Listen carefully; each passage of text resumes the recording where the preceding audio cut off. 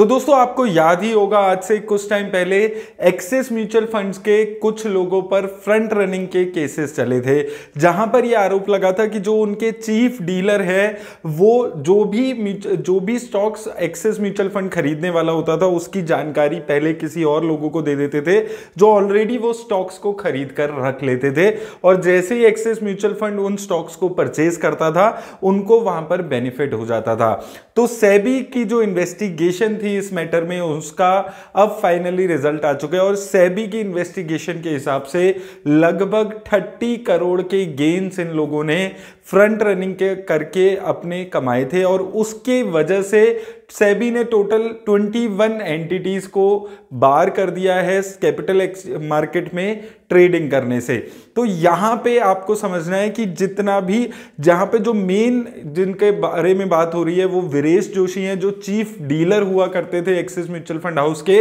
तो बेसिकली उनके हाथ में होता था कि उनको कब एक्सिस म्यूचुअल फंड में जितने भी स्टॉक्स खरीदने उसका ऑर्डर उन्हें कब मार्केट में प्लेस करना था वो उनके हाथ में होता था, जो सेबी की इन्वेस्टिगेशन है उसके हिसाब से। और वो कुछ लोगों को पहले ही बता देते थे कि कितने कब वो स्टॉक्स खरीदने वाले हैं, और उससे पहले वो लोग स्टॉक्स खरीद कर बैठ जाते थे, जिससे टोटल 30.5 करोड़ का फायदा यहां पर उन लोगों को यहां पर टोटल में हुआ है। और सेबी की कोशिश रहेगी कि उन लोगों से इस अमाउंट की रिकवरी की जाए, और साथ साथ उनको अभी यहां पर कैपिटल मार्केट में बैन कर दिया है। अब काफी सारे लोगों का उस टाइम पे भी जब एक्सिस म्यूचुअल फंड का ये फ्रंट रनिंग का केस सामने आया था तब भी ये कंसर्न था, और अभी भी ये कंसर्न रहने वाला है कि as a investor in Axis mutual fund आपको यहां पर कितना फर्क पड़ने वाला है। तो देखिए, ये मैंने उस टाइम पे भी आपको बात क्लियर की थी कि ये जो फ्रंट रनिंग का केस है, जो फ्रॉड हुआ है, ये जो एक्सिस म्यूचुअल फंड के कुछ एम्प्लॉइज हैं उन्होंने किया है, म्यूचुअल फंड का इससे कोई लेना देना नहीं है। और दूसरी चीज जो आपको यहां पर समझनी है कि ये जो फ्रंट रनिंग का केस हुआ है इससे इन्वेस्टर्स का कोई नुकसान नहीं हुआ है, उन लोगों को एक्स्ट्रा बेनिफिट हुआ है।